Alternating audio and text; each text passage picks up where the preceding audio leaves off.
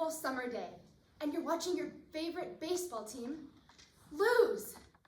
The excitement drains from you as the game comes down to the final minutes. Then, by some unexpected miracle, your best player walks up to the plate and all hope is restored. Casey at the Bat by Ernest Lawrence Thayer. The outlook wasn't brilliant for the Mudville 9 that day. The score stood 4-2 with but one inning more to play. And when Cooney died at first and Barrows did the same, a sickly silence fell upon the patrons of the game. A straggling few got up to go in deep despair. The rest clung to the hope that springs eternal in the human breast. They thought that if only Casey could but get a whack at that, they'd put up even money now with Casey at the bat.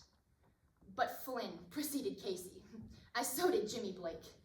And the former was a Lulu, and the latter was a cake. So upon the stricken multitude, grim melancholy sat, for there seemed but little chance of Casey's getting to the bat. But Flynn, he let drive a single to the wonderment of all, and Blake, the much despised, he tore the cover off the ball. And when the dust had lifted, and the men saw what had occurred, there was Jimmy safe at second, and Flynn a hugging third. Then from 5,000 throats and more, there rose a lusty yell. It rumbled in the valley, it rattled in the dell. It knocked upon the mountain and recoiled upon the flat. For Casey, mighty Casey, was advancing to the bat. There was ease in Casey's manner as he stepped into his place. There was pride in Casey's bearing and a smile on Casey's face. And when, responding to the cheers, he lightly doffed his hat. No stranger in the crowd could doubt 'twas Casey at the bat.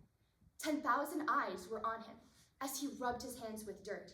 5,000 tongues applauded when he wiped them on his shirt. And while the writhing pitcher ground the ball into his hip, defiance gleamed from Casey's eye, and a sneer curled Casey's lip. And now the leather-covered sphere came hurtling through the air, and Casey stood watching it in haughty grandeur there. Close by the sturdy batsman, the ball unheeded sped. "That ain't my style," said Casey. "Strike one," the umpire said. Then from the benches black with people, there rose a muffled roar, like the beating of the storm waves on a stern and distant shore. "Kill him! Kill the umpire!" shouted someone in the stand. And it's likely they'd have killed him had not Casey raised his hand. With a smile of Christian charity, the great Casey's visage shone. He stilled the rising tumult. He bade the game go on.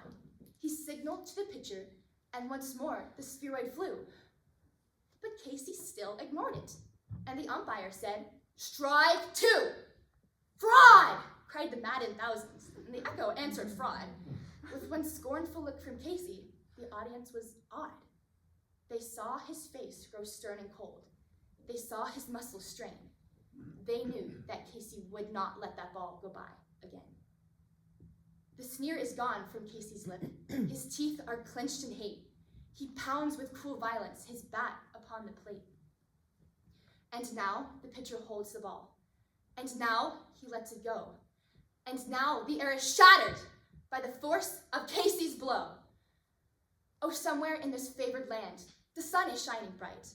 The band is playing somewhere, and somewhere hearts are light. Somewhere men are laughing, and somewhere children shout. But there is no joy in Mudville. Mighty Casey has struck out.